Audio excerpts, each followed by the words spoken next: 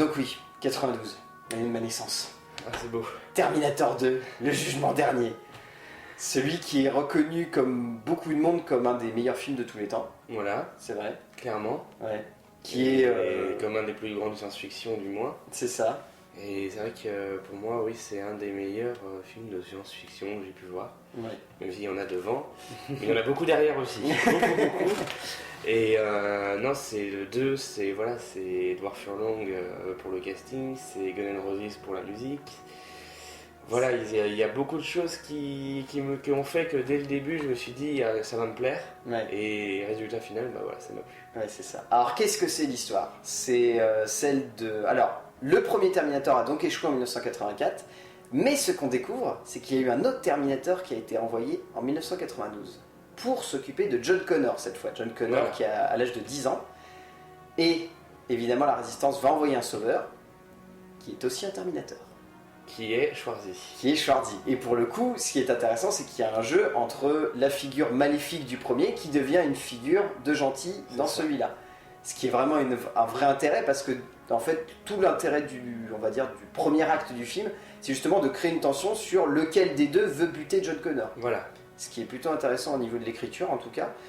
Bon, ton ressenti global sur le film, tu l'as dit un petit peu, tu trouves que c'est une œuvre emblématique? Vraiment, voilà, emblématique, que ce soit au niveau des scènes d'action, au niveau de la musique, au niveau du film en général, voilà, de la tension qui est créée avec ce quiproquo entre quel Terminator veut faire quoi, et le jeu entre John Connor, sa mère et les Terminators. Voilà, c'est en fin de compte, il suit très bien le premier, je veux dire. Le premier a mis les bases, tant au niveau de l'ambiance, au niveau de la musique, et là le 2 arrive 8 ans après en disant bah voilà, c'est parti, on va mettre une énorme claque, on va tout niquer le premier, on va tout niquer le premier refaire. au niveau des règles, au niveau de l'ambiance qui a été mise, et voilà, le premier était un film des années 80, le second est un film des années 90. Quoi. Ouais, c'est ça. C'est clairement ça. Non, mais ouais, t'as raison. C'est vrai que ouais, c'est un film oui, qui représente la vraie révolution SF, c'est-à-dire un mec qui sait comprendre son univers au point de se dire ok, il y a eu le premier, on va refaire la même ouverture que le premier, Voilà. mais cette fois on va la faire en mode vraiment badass, c'est-à-dire on va mettre 15 Terminators derrière qui avancent tous en rangée pour déboîter les mecs, on va refaire la séquence où on vient bien réécraser des crânes, ce qui deviendra en plus une espèce de gimmick par la suite malheureusement, mais en tout cas on va la refaire pour vraiment ériger tout ça en quelque chose d'emblématique. Et puis, alors tu me corriges si je me trompe, mais le début du 2, c'est une scène dans un parc où on voit des enfants jouer et tout d'un coup il y a une bombe et hop, raccord sur l'apocalypse. Voilà. Ce qui est ultra impressionnant, c'est-à-dire tu poses ton film dès le début, On c'est-à-dire... voit Sarah Connor qui commence à paniquer en disant fuyez, et ça. puis boum. Et puis ensuite, bim, raccord sur un mec qui est dans une bagnole et qui est complètement mort. Et enfin, c'est génial de commencer un film comme ça en se disant ok, on va vous présenter un univers idyllique, mais votre univers idyllique, voilà, ça va pas durer. Ça va pas durer et 10 ans plus tard, ça va être ça. Moi, je trouve ça vraiment Terminator, c'est ça. C'est dans le 1, c'est un peu pareil. Il y a le monde idyllique des années 80 avec les diners, avec les cinés, avec les colocs et l'amusement. Et puis tout d'un coup, bam, on voit 20 ans ou 30 ans plus tard ce qui se passe et c'est beaucoup moins joyeux. C'est ça. Et ce qui est intéressant, c'est quoi, résultat, il y a vraiment l'idée de poser cette mythologie où là, le futur va avoir une vraie présence, c'est-à-dire ça va plus être un halo qu'on imagine en fond qui pourrait exister. Là, c'est ok, le futur, c'est ça. Vous avez bien vu que peu importe ce qu'ils font dans le premier, le futur, ça sera obligatoirement ça. C'est limite, il y a une tension qui se crée tout de suite, c'est limite, il y a ce côté vraiment perdu où on se dit putain, mais les mecs, peu importe ce qu'ils font, ça se trouve, ils vont avoir leur futur de merde, quoi. Donc, essayez quand même, mais... et ça a un vrai poids tout au long du film.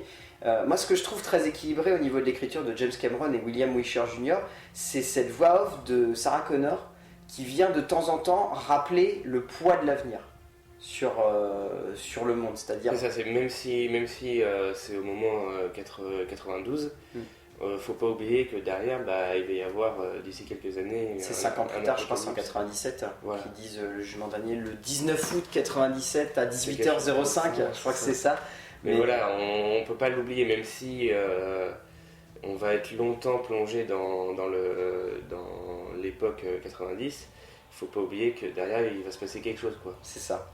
Et d'ailleurs, c'est très bien rappelé avec le fait que voilà, on va régulièrement avoir des images du futur. Enfin, je crois qu'on en a que 2 ou 3. C'est soit des rêves de Sarah, soit vraiment des images pour illustrer. Mais vraiment, il y a cette idée qu'au-delà de créer une figure iconique au travers de John Connor, parce que quand même si c'est Edward Furlong, même si c'est un enfant, même s'il a 10 ans, il faut quand même l'ériger en figure iconique. Donc c'est-à-dire dès le début, le premier plan qu'on voit de John Connor, c'est lui avec une putain de cicatrice sur l'œil qui regarde le monde en train de se déchaîner en plein apocalypse. Et voilà, il regarde la caméra en mode badass, et puis là, Freeze est en mode, il y a un premier Terminator qui a été envoyé en 84, on a réussi à l'empêcher, mais il y en avait un autre en 92. C'est bon ambiance ça. C'est ça, c'est vraiment le 1 a mis les bases, mais ce qui s'est passé dans le 1 vraiment au niveau des actions, bah ça a servi à rien. Quoi. C'est ça. On prend les mêmes et on recommence. Quoi. C'est ça. On se rend Schwarzy et on le renvoie. Et c'est pour ça qu'à mon avis, c'est pas anodin de voir que le premier s'appelait The Terminator, Terminator, et le deuxième s'appelle Terminator 2, le jugement dernier. Il n'y a plus de The Terminator, c'est vraiment Terminator est une figure emblématique, mais ce qui est important, c'est le jugement dernier. Voilà. C'est vraiment ce qui se passe derrière, c'est vraiment ce qui arrive à ces personnages. Et voilà, et James Cameron arrive très très bien à l'utiliser au travers de sa mise en scène, parce que ce qui est impressionnant tout au long du film, c'est le côté figure mythologique qui s'amuse à ériger et qui essaye vraiment de faire grandir, et vraiment dans l'idée de voilà, c'est la naissance d'une icône, c'est la naissance d'une mythologie, c'est la naissance de l'avenir de l'humanité.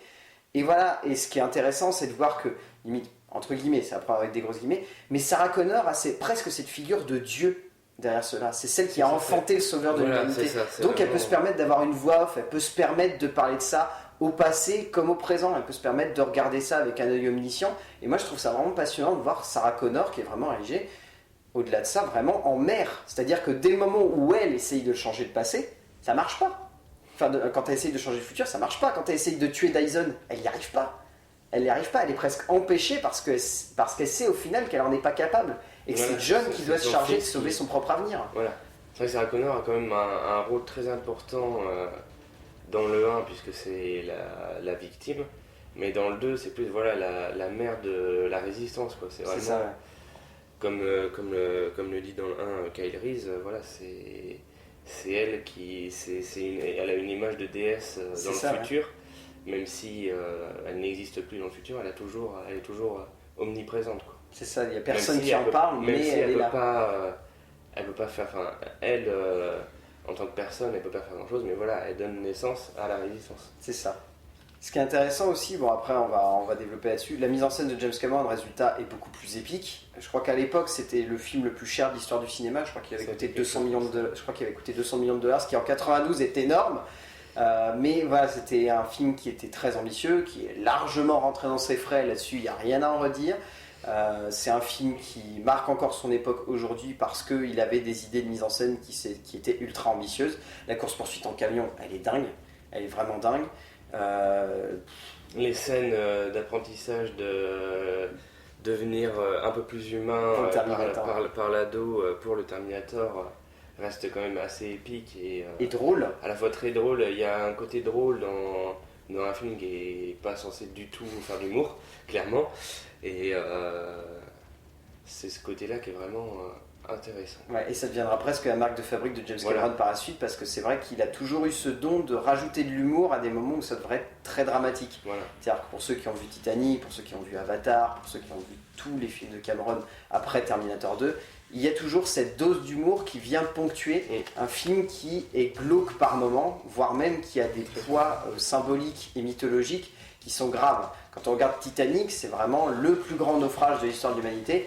Mais on s'en fout, on va caser des séquences où ils vont danser, on va caser des séquences où ils vont être heureux, on va caser des séquences où ils vont faire l'amour, tant pis, voilà, c'est drôle. Faut mettre un petit peu de légèreté derrière ça. Quand on regarde Abyss, il y a de la légèreté aussi dans Abyss, même si le poids de ce qu'ils font va avoir des répercussions sur l'humanité après, il y a toujours de la légèreté. Voilà, tous ces films, il y a toujours cette idée qu'il ne faut pas rester enfermé dans un genre où on peut se permettre de mettre d'autres codes de cinéma dedans. Et c'est vraiment ça qui est intéressant avec Cameron. C'est utilisé même dans des films qui ne sont pas de James Cameron. C'est ça, oui. C'est vrai qu'après, c'est bien l'univers Marvel actuel qui, même si c'est l'apocalypse par je ne sais quel méchant ou je ne sais quel extraterrestre, il y a toujours cette dose d'humour qui marche très bien, qui plaît beaucoup, parce qu'elle n'est pas non plus trop présente, elle n'est pas trop lourde, contrairement à d'autres films de moins bonne qualité, où l'humour, ils essayent de faire de l'humour, mais on sent que c'est soit graveleux, soit complètement raté.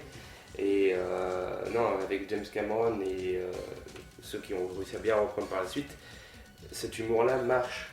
L'humour entre Edward Furlong et Schwarzy marche. C'est vraiment, de toute façon, Terminator 2 marche. Bah, et puis de toute façon, oui, la plupart des répliques emblématiques du film, c'est des répliques qui, sur la base, ont un point de vue comique. Hasta la vista baby, c'est le gamin qui lui dit ouais, et quand tu veux dire à un mec ciao, tu lui dis hasta la vista baby. Puis voilà, c'est des séquences après par Schwarzy qui vraiment pose la phrase et ça va rester gravé dans les mémoires. Quitte à peut-être en faire une surutilisation monstrueuse par la suite, où le but ça va être caser la phrase de Schwarzy dans tous les films dans lesquels il joue, ce qui sera un petit peu graveleux, tu l'as dit par la suite, mais voilà, en tout cas il y avait l'idée d'ériger en tout cas quelque chose qui marquerait son temps et qui marquerait les générations à suivre, un peu dans la même idée que le premier, mais là on est encore plus grandiose, voilà. On a quand même entre 84 et 92 bouffé beaucoup plus de SF qu'avant 84, même si on a eu avant 84, mais en 92, le film a déjà pas mal de science-fiction derrière lui. C'est ça. Il pose plus de base, vraiment. Il est plus là pour dire attendez, en 84, j'ai fait un film énorme, je vais revenir, je vais remettre une couche de. C'est ça, je vais consolider les bases et puis je vais vous asséner un dernier coup de massue et puis vous n'allez pas vous en remettre pour les 30-40 années à venir. C'est exactement ça. Ouais. Le casting, on en parle évidemment. Bon, on va tout de suite lancer Edward Furlong parce que je vois que ça te tient beaucoup à cœur. C'est un acteur qui m'a beaucoup marqué de ses performances dans Italo Odessa et dans American History X. Mais je l'ai découvert dans Terminator 2 et il a le profil parfait du jeune américain qui s'en fout un peu, qui est là, qui vit au jour le jour et qui écoute du Guns N' Roses et qui pirate les cartes bancaires. Voilà, qui pirate les cartes bancaires, c'est exactement ça. Et non, du coup, ça marche bien. Il est vraiment, voilà, c'est l'enfant américain qui vit au jour le jour, qui a grandi dans un pays beaucoup trop grand pour lui et qui du coup doit se débrouiller en conséquence. Oui, c'est ça. Mais c'est vrai que son interprétation est résultat, en sachant qu'en plus, dans le genre carte de visite monstrueuse, c'est son premier rôle à l'écran. Voilà. Et c'est bien précisé pour la première fois à l'écran Edward Furlong. J'avoue que. En premier film, c'est pas trop mal. En premier film, camper l'espoir de l'humanité, c'est plutôt pas mal, ouais, pour commencer. Et la victime du Terminator, quand même. C'est ça. La cible du Terminator. Ouais. Au niveau... Alors, ensuite, on a Linda Hamilton qui revient, qui est vraiment excellente. Elle, il n'y a rien à en voilà, dire. Elle joue avec beaucoup plus de subtilité, résultat, vu qu'elle a un personnage qui est plus équilibré que dans le premier. Voilà. Et ça marche vraiment bien. C'est vrai que là, du coup, il y a une suite vraiment plus logique que dans le 1 qui est vraiment choquante. Alors que dans le 2, voilà, elle a compris, c'est la mère de la résistance, elle a assumé entre les 8 ans, entre 84 et 92, voilà, elle a assumé son rôle de maman, quoi. Ah oui, complètement. Bon, allez, Schwarzy, qui revient ce coup-ci avec beaucoup plus d'humour que dans le 1 quand même. Et de gentillesse. Et de gentillesse, c'est exactement ça. Il est, voilà, il a toujours ce côté robotique à la Schwarzy, quoi. C'est vraiment Schwarzy le robot. Mais à côté de ça, l'apprentissage avec Edward Furlong lui donne un côté quand même un petit peu plus humain. Ah oui, complètement. Et puis ouais, il y a des séquences qui marchent bien. Enfin, la fameuse séquence qui est restée assez emblématique pour beaucoup des larmes, elle est plutôt bien faite parce que résultat, c'est vrai que ça connote beaucoup avec le fait qu'il est supposé connaître tout de l'être humain, voilà. Qui est supposé savoir identifier n'importe quoi, mais quand un être humain va pleurer, va vraiment montrer ses émotions comme ça, il va pas forcément comprendre. Et c'est vrai et du coup, on voit quand même la distance toujours présente entre le robot, enfin le cyborg, pour être exact, et l'humain. C'est ça. Et puis allez, on en parle parce que tu avais envie d'en parler et puis parce que c'est tout de même important. La musique de Brad Fiedel. Guns N' Roses. Ouais, alors il y a Guns N' Roses, hard rock et j'étais heureux. Mais non, la musique, personnellement, je suis un grand fan de la musique du 1 quand même. Le synthé, moi, je peux en écouter toute la journée, il n'y a pas de souci. Mais le 2 a quand même quelque chose de plus épique, je sens que ça a évolué. C'est ça. Comme les effets graphiques, la musique a pris de l'ampleur. Et du coup, voilà, elle restera dans les mémoires elle aussi, au même titre que les acteurs et que l'ambiance générale. Voilà, la musique est vraiment. C'est l'emblème du film. Enfin, c'est vrai que quand on parle de Terminator, le premier truc qu'on fait c'est. Voilà. Et ce qui est très intelligent, c'est que Brad Fiedel, entre le premier et le deuxième, parce qu'on n'en a pas trop parlé dans le premier, mais entre le premier et le deuxième, la vraie intelligence, je trouve, de Brad Fiedel, c'est d'arriver à complètement réinventer le thème. Voilà. Dans le sens où le premier, c'est vraiment du synthé. Comme j'ai dit tout à l'heure, le premier un film des années 80, l'autre un film des années 90.